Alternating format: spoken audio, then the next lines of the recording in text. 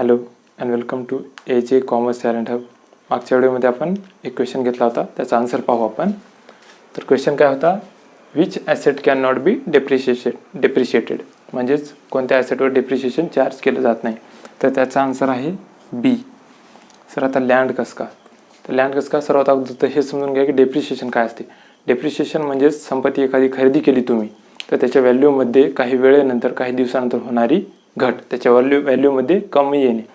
समजा एखादी संपत्ती तुम्ही खरेदी केली, जसं की कार आहे, हे क्या कार ॲसेट आहे. बाईक आहे, तर बाईक तुम्ही खरेदी केली 50,000ला आणि तीच बाईक तुम्ही 10 दिवसानंतर 15 दिवसानंतर सेल करायला गेलात, म्हणजे विक्री करायला गेलात, तर त्याची किंमत तुम्हाला कमीच मिळेल. जास्त मिळेल का, नाही. तसंच आहे, तुम्ही कार खरेदी करा, कार खरेदी केली 1,00,000 रुपयाला, 2 दिवसाला जरी तुम्ही ते विकायला काढलात किंवा विक्री करायचा प्रयत्न केलात, तर त्याची किंमत ही कमीच होईल. पण तेच लँड घ्या तुम्ही, समजा तुम्ही एखादी प्लॉट खरेदी केला आणि त्यावर जर बिल्डिंग बांधली तर त्या बिल्डिंगमध्ये 10 वर्षानंतर, 20 वर्षानंतर, 30 वर्षानंतर त्याची झीज होईल, ती खराब होईल, तुटून जाईल, काहीतरी होईल, पण आणि त्याच्या व्हॅल्यूमध्ये घट येईल. परंतु तीच लँड त्याच बिल्डिंग संपल्यानंतर, त्या बिल्डिंग तुटल्यानंतर त्याच लँडची किंमत हे जास्ती असेल, परंतु कमी राहणार नाही. तर तुम्ही ती लँड खरेदी केली होती 1,00,000 रुपयाला आणि 10 वर्षानंतर त्याच्यावर जे बिल्डिंग बांधली होती ते तुम्ही तोडून टाकलात, ती लँडची किंमत काय राहील, आता उलट जास्ती राहील, परंतु कमी होणार नाही. त्या लँडची किंमत वाढत जाईल, 5,00,000 होईल, 10,00,000 होईल, कितीही होईल, परंतु कमी होईल का, नाही. म्हणजेच लँड हे डेप्रिशिएशनला एक्सेप्शन आहे. तर एका मुलाने कमेंटमध्ये आन्सर केला होता फिक्स्ड ॲसेट. फिक्स्ड ॲसेट कसं का नाही. आता फिक्स्ड ॲसेटमध्ये मशिनरी पण येतात, मशिनरी येते, बिल्डिंग येते, इक्विपमेंट्स येतात, खूप ॲसेट येतात. आणि मशिनरी तुम्ही एखादी मशिनरी परचेस केली, त्यामध्ये झीज होते, त्याची व्हॅल्यू काही वेळेनंतर कमी होत जातील. तसंच आहे, बिल्डिंगची पण व्हॅल्यू कमी होत जाईल. तर आपण फिक्स्ड ॲसेट बाबतीत असं म्हणू शकतो की all depreciable assets are fixed assets. सर्व डेप्रिशिएबल ॲसेट्स हे फिक्स ॲसेट असू शकतात, परंतु बट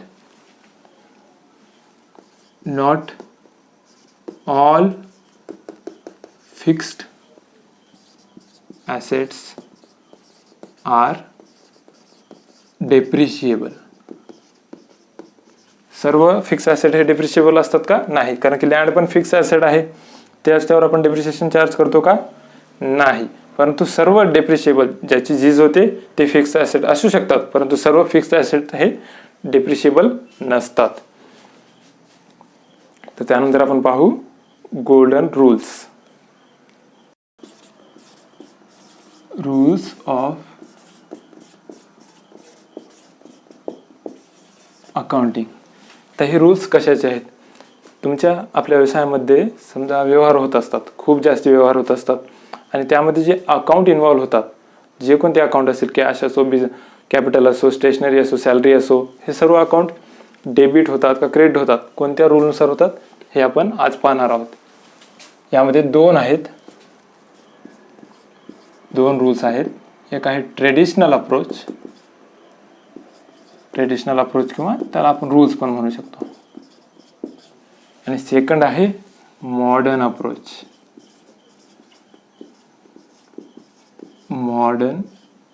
अप्रोच. तर सर्वात अगोदर पाहून आपण ट्रेडिशनल अप्रोच आपण ऐकतच चाललेलो आहोत. त्यामध्ये 3 अकाउंट इन्व्हॉल्व होतात. फर्स्ट आहे पर्सनल अकाउंट. पर्सनल अकाउंटमध्ये आपण पाहिलेलो आहोत. पर्सनल अकाउंटमध्ये काय येईल, नॅचरल पर्सन आहेत, इन्स्टिट्यूशन आहेत, रिप्रेझेंटेटिव्ह अकाउंट आहेत, हे सर्व अकाउंट हे पर्सनल अकाउंटमध्ये येतात. तर आता याचं रूल काय सांगते, पर्सनल अकाउंटचं रूल काय आहे, डेबिट द रिसिव्हर इज डेटर. आता डेबिट द रिसिव्हर इज डेटर म्हणजे काय, जे रिसिव्हर आहे, ज्याला बेनिफिट मिळत आहेत, तो कोण आहे, आपला डेटर आहे, आणि त्याचं अकाउंट काय करा, डेबिट करा. आता डेटर कोण असतात, आपण पाहिलेलो आहोत, ज्यांना आपण मालाची उधारीवर विक्री केली आणि त्यांच्याकडून आपल्याला बिझनेसला काहीतरी येणं आहे, म्हणजे त्यांना काहीतरी बेनिफिट घेतला आणि आपल्या बिझनेसला त्याच्याकडून काहीतरी येणं आहे, म्हणून त्याला डेटर म्हणतात. आणि अशा पर्सनचं किंवा इन्स्टिट्यूशनचं अकाउंट डेबिट करा. डेबिट द रिसिव्हर इज डेटर.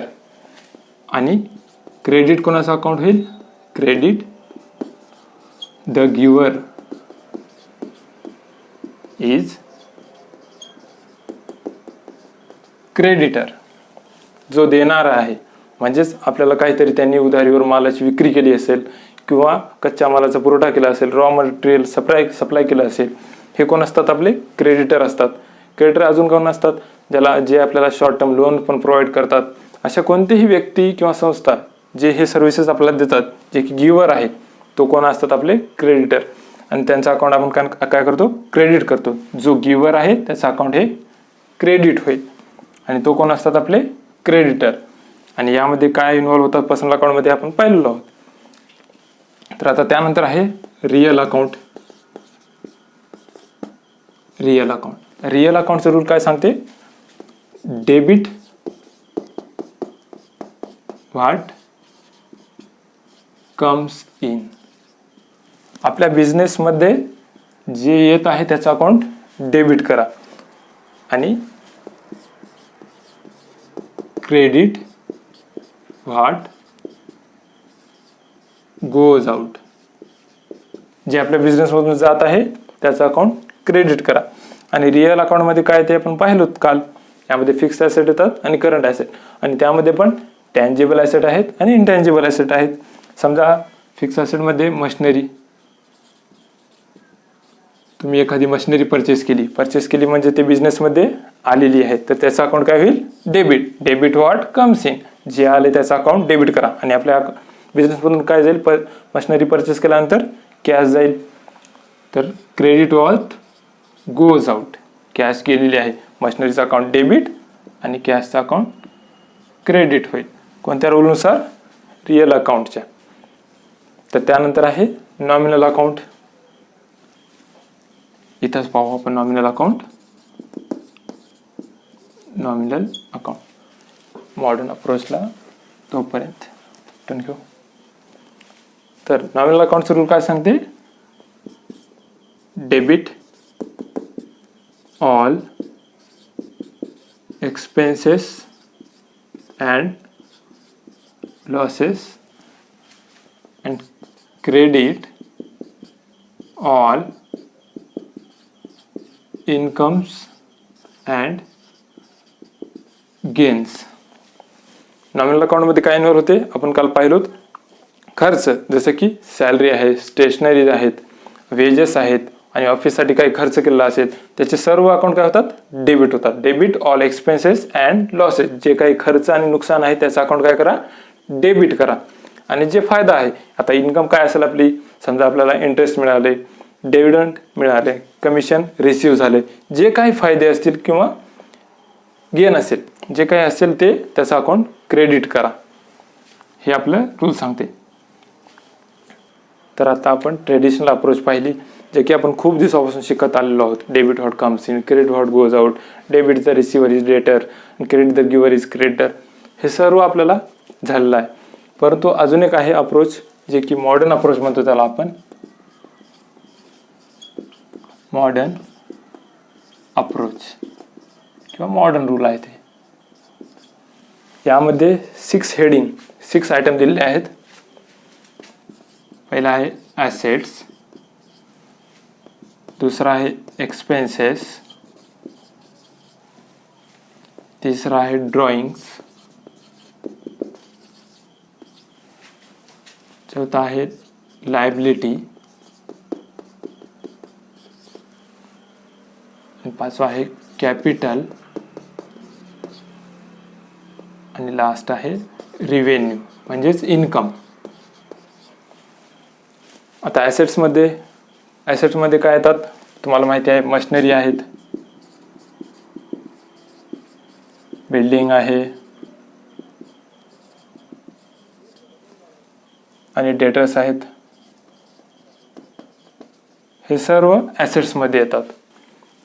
आणि एक्सपेन्सेसमध्ये स्टेशनरी आहे, सॅलरी पे केली आपण, वेजेस दिले, आणि ड्रॉइंगमध्ये माहिती आहे आपल्याला पर्सनल यूजसाठी. जर बिझनेस ओनर बिझनेसमधून काहीतरी उचल केला असेल त्याला ड्रॉइंग्स म्हणतात. लायबिलिटी काय असू शकते आपली? लोन्स आहेत जे की आपण बाहेरून घेतो आपल्या बिझनेससाठी, बँकेकडून असो कोणत्याही इन्स्टिट्यूशनकडून असो लोन्स आहेत. क्रेडिटर्स आहेत आपले, ज्यांना आपल्याला काही दिवसानंतर पे करावं लागते, ते सुद्धा आपली लायबिलिटी आहेत, हे अकाउंट यामध्ये येतात. आणि कॅपिटल जे आपण बिझनेसमध्ये इन्व्हेस्ट करतो ज्यामुळे आपल्याला लॉंग टर्म फायदा होते ते आहेत कॅपिटल. रेव्हेन्यू म्हणजेच इन्कम आहे. इन्कम कशी होईल आपली? सेल्स केल्यानंतर किंवा इंटरेस्ट रिसिव्ह झाल्यानंतर किंवा कमिशन रिसिव्ह झाल्यानंतर. हे काय आहेत आपले? इन्कम्स आहेत. अशी आपल्या बिझनेसमध्ये असे कोणतेही अकाउंट्स नाही आहेत जे की या 6 हेडिंगच्या बाहेरचे असतील. कोणतेही अकाउंट या 6 हेडिंगच्या बाहेर जाणार नाहीत. तुम्ही कोणतेही घ्या, बिल्डिंग ॲसेटमध्ये येईल, स्टेशनरी रेंट घ्या यामध्ये येईल, किंवा ड्रॉइंग तर आहेत. ड्रॉइंग आणि कॅपिटल सेपरेट आहे. लायबिलिटीज लोन्स घेतले कोणाकडून, एखाद्या पर्सनकडून, उधारीवर खरेदी केली, विक्री केली, तर परचेस केला, समजा परचेस केलं, परचेस इथे येईल एक्सपेन्सेसमध्ये. सेल्स रेव्हेन्यू फायदा आहे आपला, विक्री केल्यानंतर आपला काहीतरी फायदाच होतो, इंटरेस्ट मिळालं, कमिशन मिळाले, हे सर्व रेव्हेन्यूमध्ये येतात. कोणतेही अकाउंट्स याच्या बाहेर जात नाहीत. आता सर याचं डेबिट क्रेडिट रूल कसं अप्लाय होईल? तर याचं डेबिट क्रेडिट रूल, समजा हे इन्क्रीज आणि हे डिक्रीज ॲसेट्स आहेत. ॲसेट जर इन्क्रीज झाली तर त्याचं अकाउंट डेबिट होईल. सर ॲसेट इन्क्रीज होणं म्हणजेच काय? ॲसेट इन्क्रीज होणं म्हणजेच समजा आपण मशिनरी परचेस केली म्हणजेच त्या ॲसेटमध्ये वाढ झालेली आहे, म्हणजेच त्याचं अकाउंट डेबिट करा. जेव्हा ॲसेट परचेस करू ते ॲसेट इन्क्रीज होईल, त्याचं अकाउंट डेबिट करा.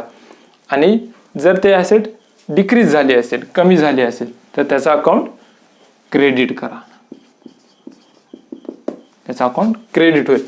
आता ॲसेट डिक्रीज होणं म्हणजेच काय? त्या ॲसेट आपण सेल केली असेल, विक्री केली असेल, म्हणजेच कमी होईल ते ॲसेट, तेव्हा त्याचं अकाउंट क्रेडिट कर. आता नेक्स्ट आहे एक्सपेन्सेसचं पण सेम आहे. जेव्हा खर्च वाढतील, इन्क्रीज होईल जेव्हा एक्सपेन्स, तेव्हा त्याचं अकाउंट डेबिट करा.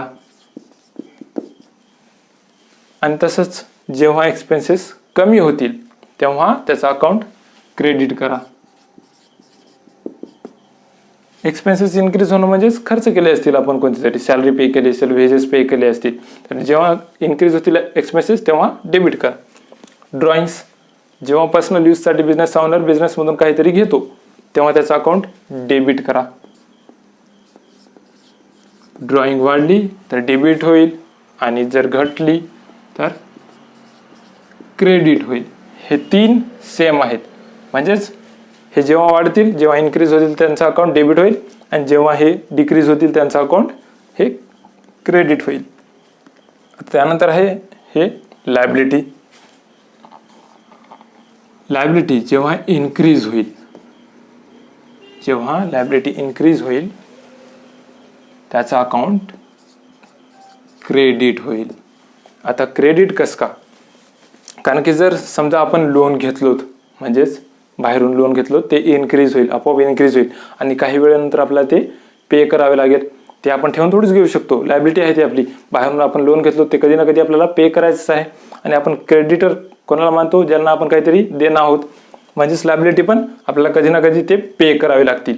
त्यामुळे जेव्हा कधीही लायबिलिटी इन्क्रीज होईल त्याचं अकाउंट क्रेडिट होईल, म्हणजे त्याला आपण काही वेळेनंतर पे करणारच आहोत. आणि जेव्हा लायबिलिटी डिक्रीज होईल तेव्हा त्याचं अकाउंट डेबिट होईल. तर लायबिलिटी डिक्रीज होणे म्हणजेच काय? डिक्रीज म्हणजे होणं म्हणजे ते कमी कधी होईल लायबिलिटी आपली? जेव्हा आपण ते रिपे करतो, परतफेड करतो. समजा एखाद्याकडून आपण लोन घेतला होता 1 लाख आणि त्याची आपण रिटर्न करत आहोत. रिटर्न करणं म्हणजेच ते पे करत आहोत, आणि पे कधी करतो आपण? त्याचं अकाउंट डेबिट करून, म्हणजे ते लायबिलिटी कमी झालेली आहे याचंच म्हणून डिक्रीज झाल्यानंतर लायबिलिटी हे डेबिट केली जाते. तसंच सेम कॅपिटल बाबतीत, कॅपिटल काय असते, इन्व्हेस्टमेंट असते आणि इन्व्हेस्टमेंट केल्यानंतर बिझनेसला त्या ओनरला काही ना काही रिटर्नमध्ये द्यावंच लागते. आणि कॅपिटल हे बिझनेस एंटायटी आपण कन्सेप्ट पाहिली. बिझनेस एंटायटी कन्सेप्ट काय सांगते, बिझनेसचा ओनर आणि बिझनेस हे वेगवेगळे आहेत. त्यामुळे जे बिझनेसचा ओनर बिझनेसमध्ये इन्व्हेस्ट करतो त्या बिझनेसला काही वेळेनंतर त्याला रिपे करावेच लागेल. म्हणजेच कॅपिटल हे लायबिलिटी आहे. आणि सेम तसंच होईल जसं लायबिलिटी आहे, जेव्हा कॅपिटल इन्क्रीज होईल त्याचा अकाउंट क्रेडिट होईल आणि जेव्हा डिक्रीज होईल तेव्हा त्याचा अकाउंट डेबिट होईल. सेम रिव्हेन्यू पण तसंच आहे. जेव्हा रिव्हेन्यू इन्क्रीज होईल तेव्हा त्याचा अकाउंट काय होईल, क्रेडिट. जेव्हा कधीही आपल्याला फायदा वाढेल तेव्हा त्याचा अकाउंट काय करा, क्रेडिट करा. समजा कमिशन मिळाले, आपल्याला कमिशन मिळालं तर काय आलं, आपल्याजवळ कॅश आली आणि आपण काय करतो, कॅश अकाउंट डेबिट आणि कमिशन अकाउंट क्रेडिट करतो. तसंच आहे इन्कम, जेव्हा इन्क्रीज होईल त्याचा अकाउंट काय करा, क्रेडिट करा आणि जेव्हा इन्कम डिक्रीज होईल तेव्हा त्याचा अकाउंट डेबिट. हे आहे मॉडर्न अप्रोच. कोणतेही अकाउंट घ्या तुम्ही, हे या 6 हेडिंगच्या बाहेर जाणार नाहीत आणि हेच मॉडर्न अप्रोच सांगते. नेक्स्ट त्यानंतर आहे अकाउंटिंग प्रोसेस. तर अकाउंटिंग प्रोसेस काय आहे, अकाउंटिंग प्रोसेस सर्वात अगोदर आपण आपल्या अकाउंटिंगमध्ये काय होतात, व्यवहार होतात, ट्रान्झॅक्शन होतात. सर्वात अगोदर आपल्या अकाउंटिंगची बिझनेसची सुरुवातच ट्रान्झॅक्शन पासून होते. त्यानंतर या ट्रान्झॅक्शन या व्यवहाराची सर्वात अगोदर एंट्री कुठे होते, जर्नलमध्ये. तर जर्नल म्हणजेच काय, जर्नल म्हणजे हे एक फ्रेंच वर्ड आहे. फ्रेंच वर्ड याचं मिनिंग आहे डेली रेकॉर्ड्स. जेव्हा कधी बिझनेसमध्ये ट्रान्झॅक्शन होतील ते सर्वात अगोदर त्याची नोंद कुठे होईल, जर्नलमध्ये. यालाच बुक ऑफ ओरिजिनल एंट्री पण म्हणतात. Book of original entry. जेव्हा कधी व्यवहार होतील सर्वात अगोदर कुठे एंट्री होईल, जर्नल बुकमध्ये. आणि हे डेली रेकॉर्ड मेंटेन ठेवते. आणि रेकॉर्ड ठेवते म्हणजेच फक्त असं लिहून ठेवत नाही, ते क्रोनोलॉजिकल ऑर्डरमध्ये ठेवते. तर क्रोनोलॉजिकल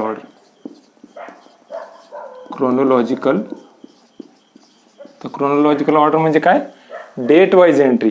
समजा 1 तारखेला एंट्री झाली तर 1 तारखेला होईल आणि त्यानंतर जर डेट 3 तारखेला एंट्री झाली, 14 तारखेला झाली तर ते डेट वाईजच रेकॉर्ड होतील. मागे पुढे होतील का, नाही, डेट वाईज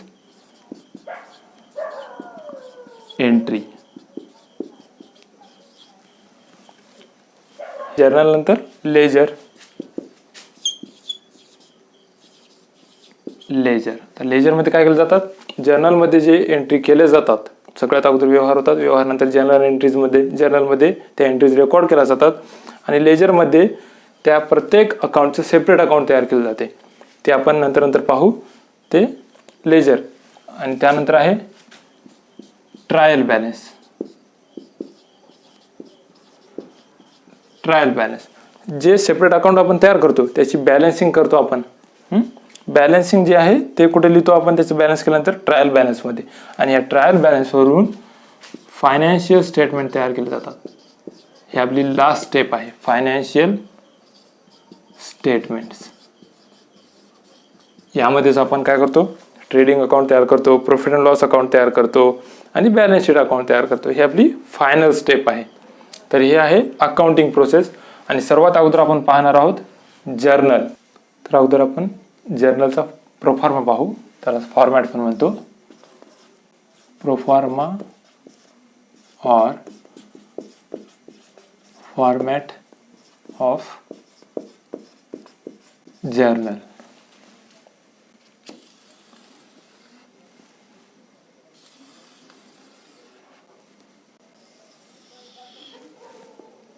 सर्वात अगोदर येईल डेट.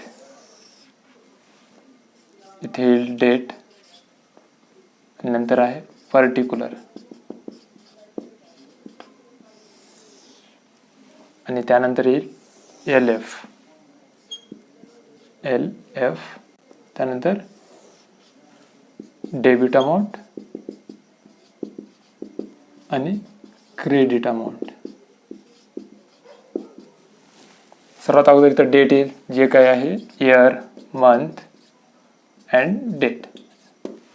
त्यानंतर पर्टिक्युलरमध्ये एंट्री रेकॉर्ड करतो आपण. ज्या अकाउंट डेबिट झालं आहे त्याचं अकाउंट डेबिट आणि जे अकाउंट क्रेडिट झालं आहे त्याचं अकाउंट क्रेडिट. आता LF म्हणजे काय? LF चा फॉर्म आहे लेजर फोलिओ. हेच काय असते? पेज नंबर असते लेजर फोलिओ. आणि कशाचं पेज नंबर? समजा आपण सर्वात अगोदर एंट्री कुठं करतो? जर्नलमध्ये. जर्नल नंतर त्याची पोस्टिंग ही लेजरमध्ये केली जाते. समजा जर्नलमध्ये एंट्री होती cash account debit to capital. तर हे लेजरमध्ये काय केलं जातात? प्रत्येक अकाउंटचं सेपरेट अकाउंट तयार केलं जाते. समजा कॅश अकाउंट इथं आले, कॅश अकाउंटचं सेपरेट अकाउंट तयार केलं जाते. आणि ते सेपरेट अकाउंट समजा ही जर्नल एंट्री झाली होती पेज नंबर 1 वर आणि तेच अकाउंटची लेजर पोस्टिंग झाली 5 नंबर पेजवर. तर हे जे पेज नंबर आहे ते LF मध्ये लिहिलं जाते, हे 5.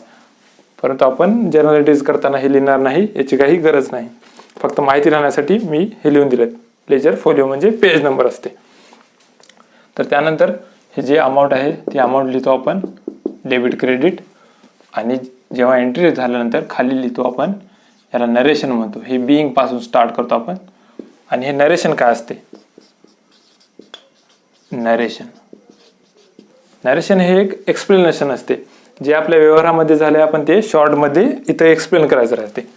शॉर्ट एक्सप्लेनेशन म्हणतो. Short explanation of transaction. जे काय आपल्या व्यवहारामध्ये झाले त्याची एक शॉर्ट नोट लिहून ठेवतो आपण. हे आहे नरेशन. ते आहे जर्नलचा फॉर्मॅट. आणि यानंतर आपण जर्नलचे एंट्रीज घेणार आहोत, यावरच प्रॉब्लेम घेणार आहोत. आणि हे जे आहे ट्रान्झॅक्शन त्याचं रेकॉर्ड जर्नलमध्ये करणार आहोत. हे आपण उद्यापासून स्टार्ट करू. तोपर्यंतसाठी बाय आणि हॅव अ नाईस डे.